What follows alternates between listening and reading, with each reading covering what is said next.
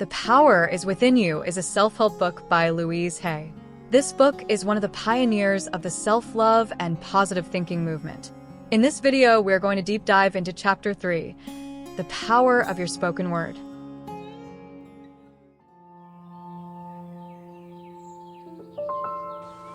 Every day, declare for yourself what you want in life.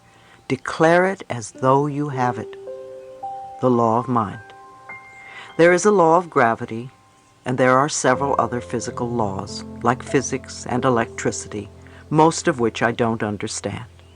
There are also spiritual laws, like the law of cause and effect. What you give out comes back. There is also a law of mind. I don't know how it works, in much the same way that I don't know how electricity works. I only know that when I flick the switch, the light comes on. I believe that when we think a thought, or when we speak a word or a sentence, it somehow goes out from us into a law of mind and comes back to us as experience. We are now beginning to learn the correlation between the mental and the physical. We are beginning to understand how the mind works and that our thoughts are creative.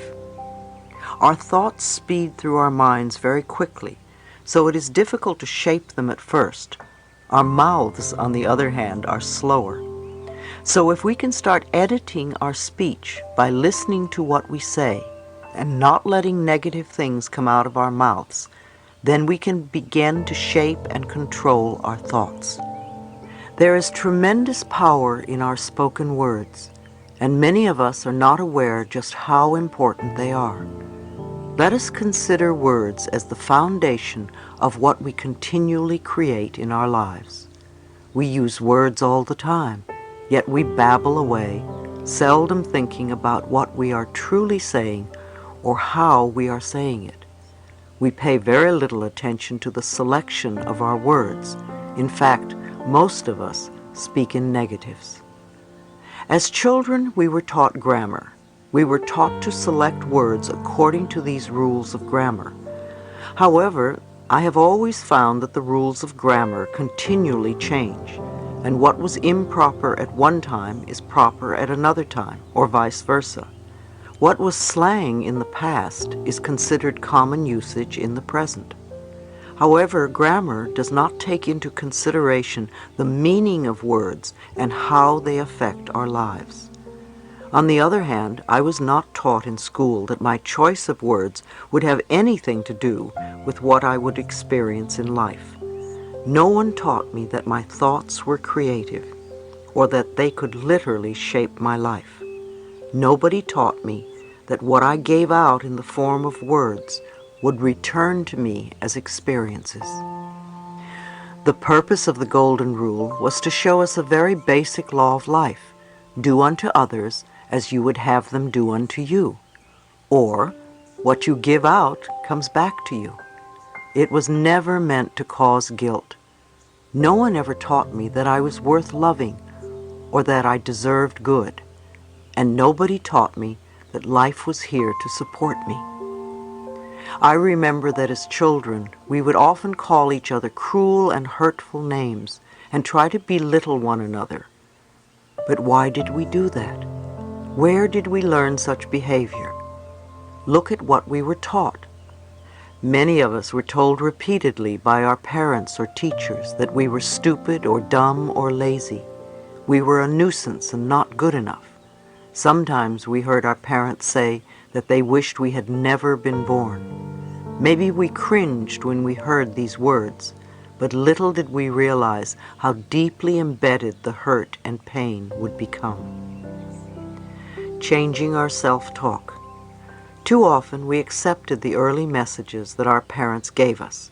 We heard, "Eat your spinach, clean your room, or make your bed," in order to be loved. You got the idea that you were only acceptable if you did certain things, that acceptance and love were conditional. However, that was according to somebody's idea of what was worthwhile and had nothing to do with your deep inner self-worth. You got the idea that you could only exist if you did these things to please others, Otherwise, you did not have permission to even exist. These early messages contribute to what I call our self-talk, the way we talk to ourselves. The way we talk to ourselves inwardly is really important because it becomes the basis of our spoken words. It sets up the mental atmosphere in which we operate and which attracts to us our experiences. If we belittle ourselves, life is going to mean very little to us. If we love and appreciate ourselves, then life can be a wonderful, joyous gift. If our lives are unhappy, or if we are feeling unfulfilled, it's very easy to blame our parents or them and say it's all their fault. However, if we do, we stay stuck in our conditions, our problems, and our frustrations. Words of blame will not bring us freedom. Remember, there is a power in our words. Again, our power comes from taking responsibility for our lives.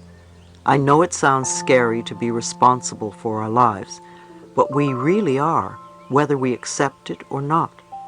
If we want to be responsible for our lives, we've got to be responsible for our mouths. The words and phrases we say are only extensions of our thoughts. Start to listen to what you say. If you hear yourself using negative or limiting words, change them. If I hear a negative story, I don't go around repeating it to everyone. I think it has gone far enough and I let it go. If I hear a positive story, however, I will tell everyone. When you are out with other people, begin to listen to what they say and how they say it. See if you can connect what they say with what they are experiencing in life. Many people live their lives in shoulds. Should is a word that my ear is very attuned to. It is as if a bell goes off every time I hear it. Often I will hear people use a dozen shoulds in a paragraph. These same people wonder why their lives are so rigid or why they can't move out of a situation. They want a lot of control over things that they cannot control. They are either making themselves wrong or making someone else wrong. And then they question why they aren't living lives of freedom. We can also remove the expression have to from our vocabulary and our thinking as well. When we do, we will release a lot of self-imposed pressure on ourselves. We create tremendous pressure by saying, I have to go to work, I have to do this, I have to. Instead, let's begin to say choose to. I choose to go to work because it pays the rent right now or whatever. Come from choice. Choose to puts a whole different perspective on our lives. Everything we do is by choice, even though it may not seem to be so. A lot of us also use the word but. We make statements, then we say but, which heads us in two different directions. We give conflicting messages to ourselves. Listen to how you use the word but the next time you speak. Another expression we could be mindful of is don't forget. We are so used to saying don't forget this or that, and what happens? We forget. We really want to remember, and instead we forget. So we can begin to use the phrase please remember in place of don't forget, or I will always remember instead of I will never forget.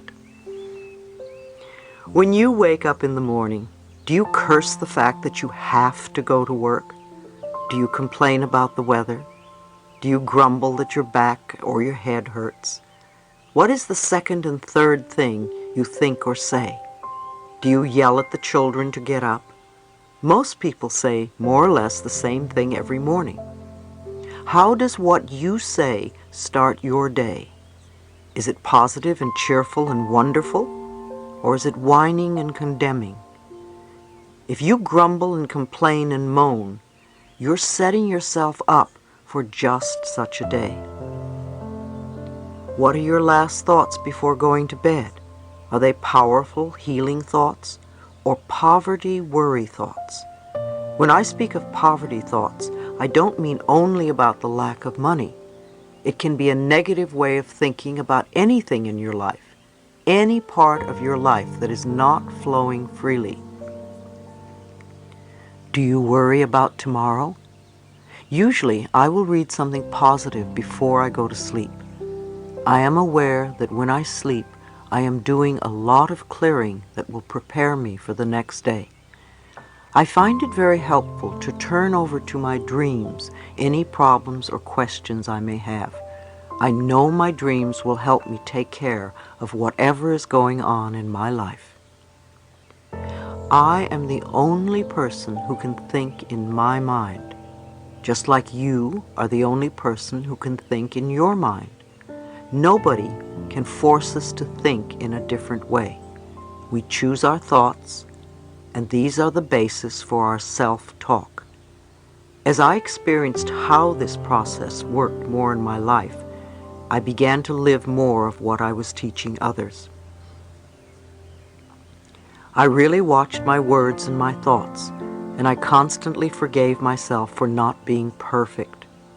I allowed myself to be me, rather than struggling to be a super person who may only be acceptable in others' eyes.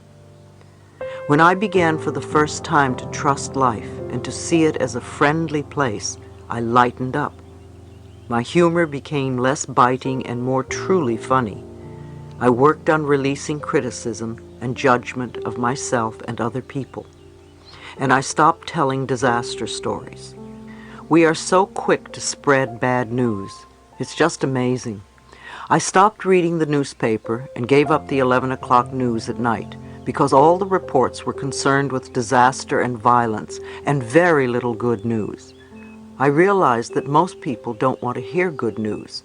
They love to hear bad news so that they have something to complain about.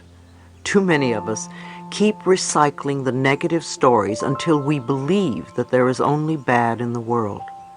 For a while there was a radio station that broadcast only good news, but it went out of business. When I had my cancer, I decided to stop gossiping, and to my surprise, I found I had nothing to say to anyone. I became aware that whenever I met a friend, I would immediately dish the latest dirt with them. Eventually, I discovered there were other ways of talking, although it wasn't an easy habit to break. Nonetheless, if I gossiped about other people, then other people probably gossiped about me, because what we give out, we get back. As I worked more and more with people, I really began to listen to what they said. I really began to hear the words, not just get the general drift. Usually after 10 minutes with a new client, I could tell exactly why they had a problem, because I could hear the words they were using. I could understand them by the way they were talking. I knew that their words were contributing to their problems. If they were talking negatively, imagine what their self-talk was like. It must be more of the same negative programming, poverty thinking, as I called it. A little exercise I suggest you do is to put a tape recorder by your telephone, and every time you make or get a call, push the record button. When the tape is full on both sides, listen to what you've been saying and how you say it. You will probably be amazed. You will begin to hear the words you use and the inflection of your voice. You will begin to become aware. If you find yourself saying something 3 times or more, write it down because it is a pattern. Some of the patterns may be positive and supportive, and you may also have some very negative patterns that you repeat over and over and over again. The power of the subconscious mind. In light of what I've been speaking of, I want to discuss the power of our subconscious minds. Our subconscious minds make no judgments. The subconscious mind accepts everything we say and creates according to our beliefs. It always says yes. Our subconscious minds love us enough to give us what we declare. We have choice, though. If we choose these poverty beliefs and concepts, then it is assumed that we want them. It will continue to give us these things until we are willing to change our thoughts and words and beliefs for the better. We are never stuck because we can always choose again. There are billions and billions of thoughts from which to choose. Our subconscious minds don't know true from false or right from wrong. We don't want to deprecate ourselves in any way. We don't want to say something like, "Oh, stupid old me," because the subconscious mind will pick up this self-talk, and after a while you will feel that way. If you say it enough times, it will become a belief in your subconscious. The subconscious mind has no sense of humor, and it is important for you to know and understand this concept. You cannot make a joke about yourself and think it doesn't mean anything. If it is a put-down about yourself, even if you're trying to be cute or funny about it, the subconscious mind accepts it as true. I don't let people tell put-down jokes in my workshops. They can be raunchy but not put-downs of a nationality or sex or whatever. So don't joke about yourself and make derogatory remarks about yourself, because they will not create good experiences for you. Don't belittle others either. The subconscious mind doesn't distinguish between you and the other person. It hears the words, and it believes you are talking about yourself. The next time you want to criticize someone, ask why you feel that way about yourself. You only see in others what you see in yourself.